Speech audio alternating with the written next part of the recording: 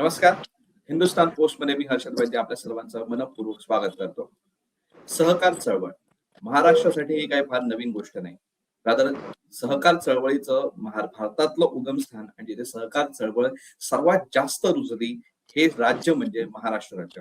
परंतु आज सहकार चळवळ एक्झॅक्टली कुठल्या अवस्थेत आहे, त्या सहकार चळवळीची व्याप्ती आता कुठपर्यंत पसरत चालली आहे आणि सहकार चळवळ जास्तीत जास्त लोकांपर्यंत पोहोचावी यासाठी सहकार चळवळीतल्या संस्था नेमके काय प्रयत्न करत आहेत आणि त्यातलाच एक महोत्सव हा त्यातलाच एक प्रयत्नांचा भाग म्हणून असलेला एक महोत्सव येथे काही दिवसांमध्ये पुण्यामध्ये होणार आहे आणि त्याचीच माहिती घेण्यासाठी आज आपल्यासमोर उपस्थित आहेत सहकार भारतीचे बँकिंगचे पुणे अध्यक्ष केतन जोगळेकर सर. जोगळेकर सरांची आपल्याला फार काही नवीन ओळख करून द्यायची गरज नाही. अर्थतज्ञ म्हणून त्यांनी अनेक विषयांवरती हिंदुस्थान पोस्टमध्ये आपल्याला त्यांनी संबोधित केलेलं आहे, आपल्याला प्रबोधन केलेलं आहे. आज सहकार चळवळीबद्दल आपण त्यांच्याकडनं जाणून घेणार आहोत. सर, आपलं मनःपूर्वक स्वागत. धन्यवाद. नमस्कार. हिंदुस्थान पोस्टच्या सर्व वाचकांना आणि यूट्यूब व्ह्युअर्सला माझा पुनश्च नमस्कार. मला अत्यंत अभिमानास्पद सांगावं वाटतं की हिंदुस्थान पोस्ट कायमच विविध विषयांवर चर्चा घडवून आणत असते आणि अनेक विषयांवर जसे की अर्थकारण किंवा समाजकारण यावर हिंदुस्थान पोस्ट हे कायमच वाचकांसाठी सदैव तत्पर असते आणि यूट्यूबवरही खूप छान पद्धतीने आपण ही जी चर्चा आयोजित करतो त्याचा खरोखरी मला वाटतं की सर्व महाराष्ट्रीयन आणि भारतीयाला सुद्धा एक अभिमान वाटावा, असंच हिंदुस्थान पोस्टच्या माध्यमातून एक इन्फॉर्मेटिव्ह आणि आपण म्हणू समाज जागृतीसाठी जे व्हिडिओज येतात ते खरंच वाखाणण्यासारखे असतात. त्यामुळे परत एकदा सर्व हिंदुस्थान पोस्टच्या वाचकांना आणि व्ह्युअर्सला माझा सादर प्रणाम. सर, धन्यवाद. आपण आमचा कौतुक केल्याबद्दल याच्याबद्दल आपले मनःपूर्वक धन्यवाद. आपण विषयाकडे बोलूया. आज मला तुम्हाला सुरुवातीलाच 2 प्रश्न विचारायचे आहेत. सहकार चळवळीबद्दल आपण प्रस्तावना केली, तर मुळात सहकार चळवळ म्हणजे नेमकं काय आणि सहकार चळवळ आता कुठल्या क्षेत्रांमध्ये आता पसरलेली आहे? आपण जेव्हा सहकार चळवळ म्हणतो तेव्हा आपल्याला सहकार म्हणजे सहकार्य आणि आंतरराष्ट्रीय सहकार जे आपण म्हणू एक विचार आहे त्यामध्ये त्यांनी अनेक विविध सहकारी चळवळीबाबत आपले मत जे किंवा एक गाईडलाईन्स किंवा आधुनिक काळातली काही संकल्पना मांडली आहे. त्यामध्ये सहकारी चळवळ स्व समानता किंवा आदर, इतरांबद्दल आदर याचा समावेश आहे.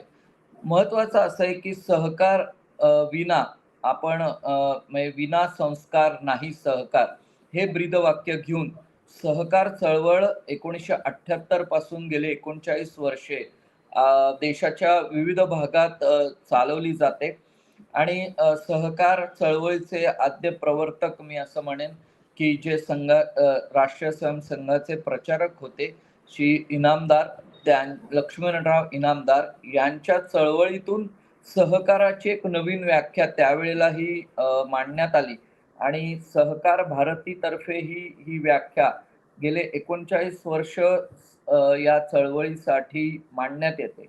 जेव्हा आपण एक चळवळ म्हणतो तेव्हा भारताच्या किंवा इव्हन जगाचा जर विचार केला तर ज्यावेळेला आपण एक अर्थशास्त्रीय त्याचं एक उहापोह करतो त्यावेळेला सहकाराशिवाय ते कधीच शक्य होणार नाही किंवा पूर्णत्वास जाणार नाही. कारण सहकार म्हणजे एकमेकास सहकार्य करणे आणि त्या माध्यमातून विविध क्षेत्रांमध्ये आपण एक वाखाणण्याजोगे पाऊल टाकणे आणि त्याच्या माध्यमातून सर्व सहकारी तत्वांवर आधारित अशी एक चळवळ उभी राहते. मग यामध्ये आपण सहकारी बँका असो, पतसंस्था असो, साखर कारखाने असो किंवा विविध दूध योजना असो, हे भारताच्या स्वातंत्र्यानंतर खूपच मोठ्या प्रमाणामध्ये ही चळवळ सुरू झाली आणि आपल्याला त्या चळवळीचं मूर्त स्वरूप म्हणून 1978 साली दिवंगत माननीय संघ प्रचारक लक्ष्मणराव इनामदार आणि गोडबोले सरांच्या माध्यमातून ही चळवळ अधिक रुजली. आज मितीत अनेक राज्यात सहकार चळवळ ही यशस्वीरित्या आपण उदाहरणाद्वारे बघू शकतो. त्यामध्ये अमूल दूध उत्पादन संघ असो किंवा महाराष्ट्रात अनेक साखर कारखाने असो, अनेक सहकारी बँका असो, ज्यांच्या माध्यमातून अर्थक्रांती या आपल्या देशाच्या अर्थव्यवस्थेत झाली.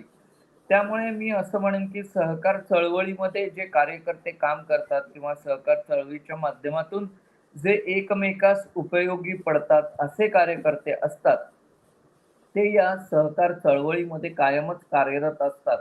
आणि या सहकारी चळवळीमुळे एक समानता, एक आदर, एक दुसऱ्याप्रती असलेली सद्भावना आणि त्या माध्यमातून अर्थकारण, म्हणजे नुसतेच अर्थकारण नाही, तर एकमेकाची संस्कृती जाणून घेणं, एकमेकाप्रती आदर व्यक्त करणं आणि त्या माध्यमातून सहकार ही चळवळ उभी राहणं, असं मला तरी असं वाटतं की ही एक क्रांतीच आहे आणि ही चळवळ अनेक वर्ष सुरू आहे आणि अजूनही त्याला खूप मोठा वाव हा या सहकार चळवळीतर्फे आहे. मी या ठिकाणी नक्की असं सांगू शकेन की आपण एखादी चळवळ जी सुरू करतो, त्याचं आपण जे काही कार्य योजतो, ते एकमेकास सहाय्य करू आणि अवघे बनू समर्थ, असं मी म्हणेन. हे या सहकार चळवळीचं एक वैशिष्ट्य या ठिकाणी मी नमूद करू इच्छितो. सर, तुम्ही आता सांगितलं सहकार चळवळ कशा पद्धतीने वेगवेगळ्या राज्यांमध्ये आता विस्तारत आहे, ह्या सगळ्या गोष्टींबद्दल आता आपण समजून घेतलं आणि सहकार भारतीय संस्थेबद्दल आपण पुढच्या येत्या काही प्रश्नांमध्ये आपण त्याच्याबद्दल समजून घेणारच आहोत. पण मला त्याच्या आधी एक तुम्हाला प्रश्न असा विचारायचा आहे की सहकार चळवळ जी आपण आता मगाशी प्रस्तावना सुद्धा म्हटलं की महाराष्ट्रात तर ती सगळ्यात जास्त रुजली, परंतु भारतामध्ये आता जी सहकार चळवळ, आता सहकार चळवळीत आपण बोलतो आहोत, त्याची आत्ताची स्थिती काय आहे आणि कशा पद्धतीने सध्या इथे काम चालू आहे, काय त्याचे प्लस मायनस गोष्टी आहेत? आज मी असं म्हणेन की भारताच्या विविध भागात सहकार चळवळ सुरू आहे. महाराष्ट्र हे जरी आपण म्हटलं की त्याचं एक प्रमुख केंद्र आहे किंवा उगमस्थान आहे, तरी गुजरात, आंध्र प्रदेश, तेलंगणा, कर्नाटक या ठिकाणी सहकार चळवळ ही विविध संस्थांच्या माध्यमातून सुरू आहे. मगाशी मी जसं म्हटलं की आंतरराष्ट्रीय संघटनेने सुद्धा या सहकार चळवळीबद्दल किंवा या सहकार माध्यमांबद्दल एक आपले काही मार्गदर्शक तत्व केलेली आहेत. त्यामध्ये सहकारी संस्था, स्वमदत, स्वजबाबदारी, लोकशाही, समानता, समता आणि एकता या मूल्यांवर ही चळवळ चालते. म्हणून या विविध राज्यांमध्ये विविध संस्थांच्या माध्यमातून ही सहकार चळवळ ही सुरुवातीपासून एक आपण म्हणू की एक पुश किंवा एक स्वरूप, त्याचं मूर्त स्वरूप यायला लागलं आणि मग असा एक विचार आला की सहकारी माध्यमातून आपण अर्थक्रांती करूया. आपण ॲग्रीकल्चर सेक्टरमध्ये जसं आपण म्हणतो मिल्क प्रॉडक्ट्स रिलेटेड किंवा शुगर इंडस्ट्री आणि आपण विविध माध्यमातून एक ग्रासरूट लेव्हलला जे काम करू इच्छितो, ते जेव्हा आपल्याला एक जबाबदारीने करावं असं वाटतं आणि एकापेक्षा 2 अधिक व्यक्ती जेव्हा या सहकारी चळवळीत येतात, ते त्या पर्टिक्युलर सहकारी चळवळीचे मालक होतात आणि स्वजबाबदारीने किंवा स्वमदतीने किंवा समानतेने, इथे कुठेही विषमता नाहीये. समानतेने, समतेने, एकतेने ते जे काम करतात, त्याला मी म्हणेन की त्याचं मूर्त स्वरूप ही सहकारी संस्था असते. कायद्यात सांगायचं झालं तर सहकारी संस्था या या संस्था आहेत जिथे अनेक लोक विविध विचारांचे किंवा एक विचारांचे एकत्र येतात आणि एक चळवळ उभी करतात किंवा एक संस्था उभी करतात आणि त्या माध्यमातून त्या समूहाला किंवा त्या विविध विषयातील लोकांना जे मदत केली जाते किंवा तेही जे मदत करतात, म्हणजे आपण एकमेकास सहाय्य करू म्हणतो, तेच या सहकारी संस्थांचे फलित आहे असं मला वाटतं. आज मितीस जरी महाराष्ट्र हा केंद्रबिंदू असला तरी गुजरात सारखा प्रदेश किंवा आंध्र प्रदेश, तेलंगणा या ठिकाणीही खूप सहकारी संस्था आहेत, सहकारी बँका आहेत आणि दूध जिथे जिथे संकलित होतं त्या संस्था आहेत.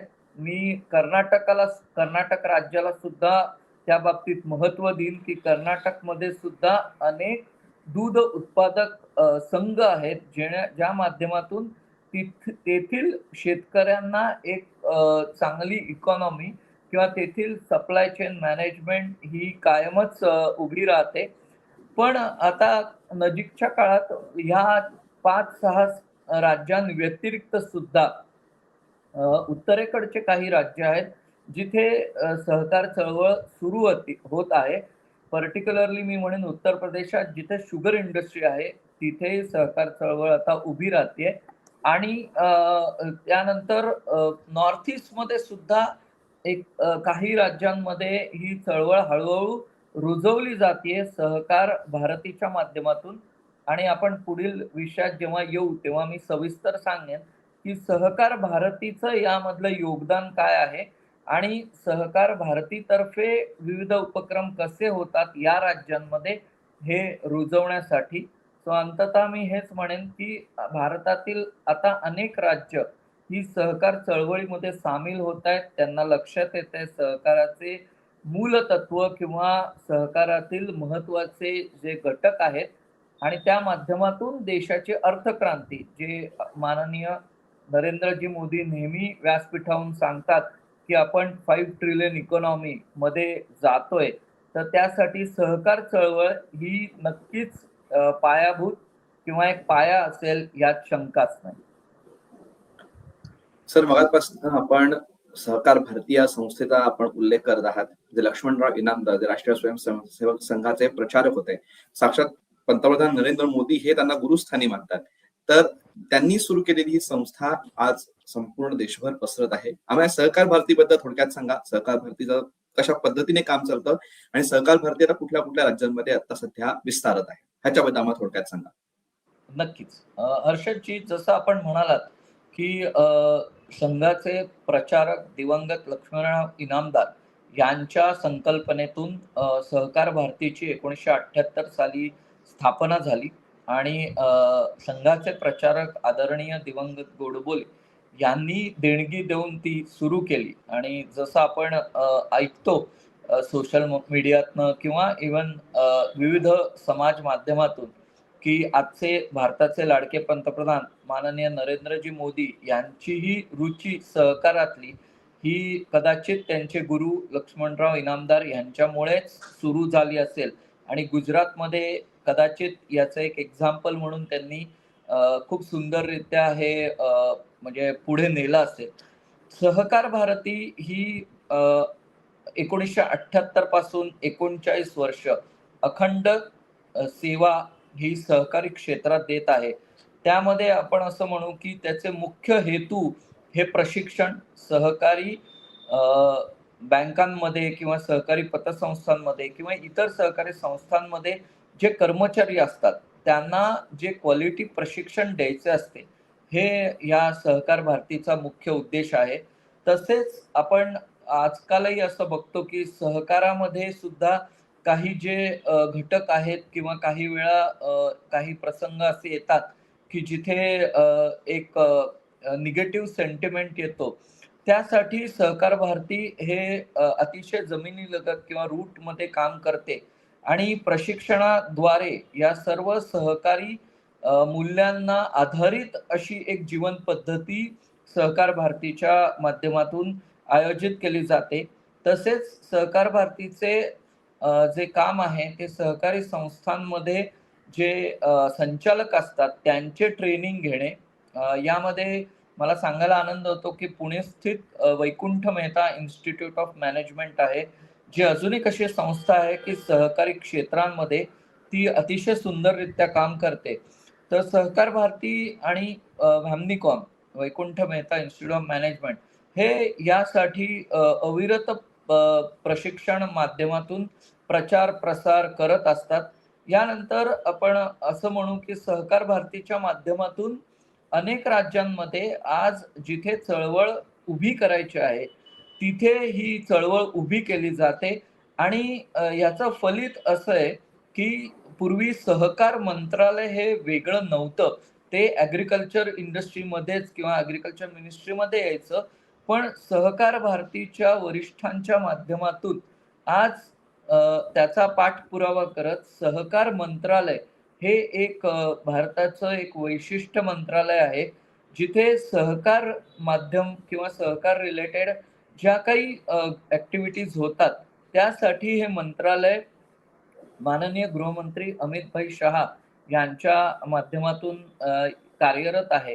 त्यामुळे मला अत्यंत आनंद होतो, की सहकार भारतीच्या अविरत परिश्रमामुळे आज सहकार मंत्रालयाची एक व्हिजन, मिशन स्टेटमेंट आणि त्याचं एक एक युनिव्हर्सिटी जे राजकोट जवळ आहे, तेही सहकार भारतीच्या माध्यमातून स्थापले गेलं आणि जे आपण म्हणू, की राजाश्रय पाहिजे तर तो योग्य रीतीने मिळाल्यामुळे आज त्याची स्थापना झाली आणि त्यामध्ये विविध कार्यक्रमांचे आयोजन केले जाते.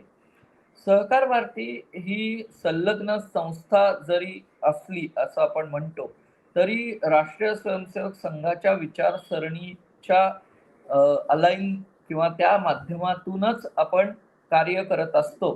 त्यामुळे सहकार भारतीचे काम हे इतर संलग्न संस्थांसारखे देशभरात पसरलेले आहे आणि मला अत्यंत आनंद होतो, की सहकार भारती महाराष्ट्रातून जरी सुरू संकल्पना असली, तरी आज देशाच्या विविध भागांमध्ये मग ते अ, उत्तरेकडील राज्य असो, दक्षिणेकडील राज्य असो, यामध्ये सहकार भारतीच्या विविध शाखा आहेत, विविध आपण म्हणू संस्था आहेत, ज्या माध्यमातून प्रशिक्षण किंवा उत्पादने किंवा शेती माध्यमातील मिल्क प्रॉडक्ट्स किंवा इतर प्रॉडक्ट्स यावर अभ्यास केला जातो आणि त्या माध्यमातून तेथील इकॉनॉमीला जे आपण म्हणतो ग्रामायण इकॉनॉमी त्याला एक प्रकारे बळ देण्याचं काम हे सहकार भारती करत असते. सर, तुम्ही आज सहकार भरतीबद्दल सांगितलं. आता या सहकार भरतीतर्फेच येत्या 10 ते 12 एप्रिल या 3 दिवसांमध्ये पुण्यामध्ये सहकार महोत्सवाचं आयोजन केलं गेलं आहे. हा सहकार महोत्सव नेमका आहे काय? ह्याच्यामध्ये कुठल्या-कुठल्या गोष्टी असणार आहेत? ह्याची नेमकी वैशिष्ट्य काय? ह्याच्याबद्दल आम्हाला सांगा. सहकार भारतीतर्फे म्हणजे सहकार भारती पुणे महानगर आणि प्रदेश यातर्फे दिनांक 10 एप्रिल 2026 ते 12 एप्रिल 2026 या कालावधीमध्ये कलाग्राम हे पु. ल. देशपांडे उद्यान, सिंहगड रोड, पुणे येथे सकाळी 10 ते संध्याकाळी 9 वाजेपर्यंत प्रदर्शन आयोजित केले आहे. हे यामध्ये मला एक सांगायला अत्यंत आनंद होतो, की या प्रदर्शनासोबतच आपण काही प्रशिक्षण वर्ग किंवा काही संवाद किंवा आपण एक सहकारी संस्थांना व्यासपीठही निर्माण करू देणार आहोत. या प्रदर्शनामध्ये विविध सहकार क्षेत्रातील स्टॉल्स मग ज्यामध्ये आपण सहकारी बँका असो, पतसंस्था असो, साखर कारखाने असो किंवा सहकारी दुग्ध संघटना असो किंवा इतर सहकारी संस्था असो, ह्यांना आपण आवाहन करून त्यांचे स्टॉल्स आपण केलेले आहेत आणि या माध्यमातून आपण त्या प्रॉडक्ट्स आपण मॅक्सिमम पुणेकर आणि महाराष्ट्रीय लोकांसमोर आणण्याचा हे विचार करत आहोत. हे प्रदर्शन विक्री हे पूर्णपणे विनामूल्य आहे. त्यामुळे मी असं म्हणेन की सहकार चळवळीसाठी हे खूप पूरक प्रदर्शन आहे. जिथे सर्व प्रकारचे सहकारातील बनवलेले प्रॉडक्ट्स किंवा आपण म्हणू की जे प्रॉडक्ट्स सहकारी संस्थांनी बनवलेले आहेत, त्याचे प्रदर्शन हे आहे. आणि या निमित्ताने अनेकविध सहकारी क्षेत्रातले मान्यवर या प्रदर्शनास भेट देणार आहेत. सहकार भारतीतर्फे यावेळेला अनेक संस्थांना पुण्यनगरीतील विशेष करून आपण म्हणू पतसंस्था, बँका यांना आमंत्रित केले आहेत आणि त्याही या प्रदर्शनामध्ये सामील होणार आहेत. तसेच अस्तित्व फाउंडेशन म्हणून एक संलग्न संस्था आहे.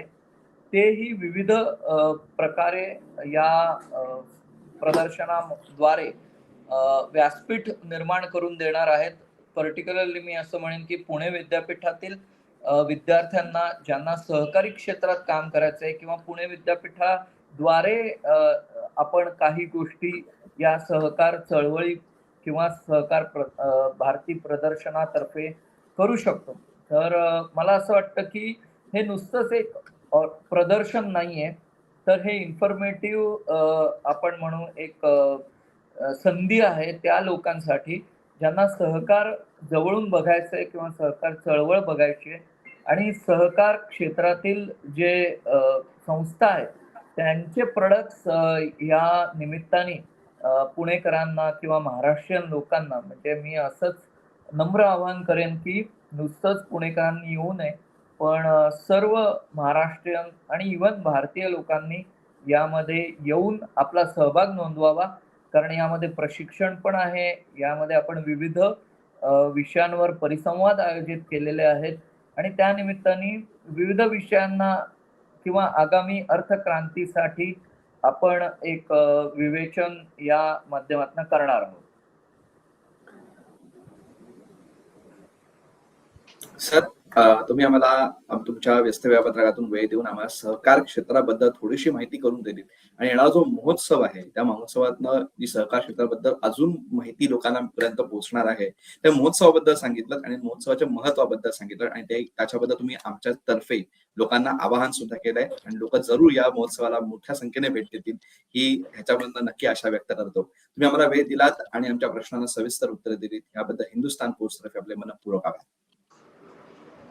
धन्यवाद हर्षदजी. मी परत एकदा हिंदुस्थान पोस्टच्या सर्व वाचकांना आणि युट्यूब व्ह्युअर्सला नम्र आवाहन करतो आणि आपणासही आवाहन करतो की आपणही ह्या विकेंडला 10 ते 12 एप्रिल आपल्या टीमसह या सहकार महोत्सवात सामील व्हा आणि आपणासही एक नवीन आयाम किंवा जो आपण म्हणू सहकार चळवळीचं आज जो आपण वहापोह केला चर्चेद्वारे त्याचं एक फलित आपणास नक्कीच बघायला मिळेल यात शंका नाही. मी परत एकदा हिंदुस्थान पोस्टचे नम्र सादर आभार व्यक्त करतो की या निमित्ताने सहकार सारख्या वेगळ्या क्षेत्राचे एक आज आपण चर्चा केली जी खरोखरी अर्थनीतीसाठी खूप महत्वाची आहे, पण ती बऱ्याच वेळा दुर्लक्षित असते. तर मला असं नक्कीच वाटतं की सहकार क्षेत्राविषयी अजूनही डीप डाईव्ह किंवा आपण याविषयी अजूनही चर्चा करणं खरंच गरजेचं आहे आणि आगामी काळात नक्कीच आपण यावर करू. या सहकार परिषद आणि एक्झिबिशनच्या माध्यमातून परत एकदा आपणा सर्वांचे आभार आणि मी माझ्या वाणीस पूर्ण विराम देतो. तर हे होते केतन जोगळेकर सर. त्यांनी आपल्याला सहकार क्षेत्राबद्दल थोडीशी तोंड ओळख करून दिली आणि येत्या 10 ते 12 एप्रिल या 3 दिवसांमध्ये पुण्यामध्ये जो सहकार महोत्सव आयोजित केला जाणार आहे त्याची माहिती दिली. त्यामुळे या सहकार महोत्सवास भेट द्यायला विसरू नका आणि तसंच त्याच पद्धतीने या सहकार क्षेत्राबद्दल आपण थोडीशी तोंड ओळख करून घेण्याचा जो प्रयत्न केला याबद्दलच्या आपल्या प्रतिक्रियाही आम्हाला जरूर कळवा. ही मुलाखत तुम्हाला कशी वाटते कमेंट बॉक्समध्ये नक्की सांगा आणि असेच माहितीपूर्ण व्हिडिओ बघण्यासाठी हिंदुस्थान पोस्ट युट्यूब चॅनलला सबस्क्राईब करा आणि फेसबुक पेजला लाईक फॉलो करायला विसरू नका. धन्यवाद.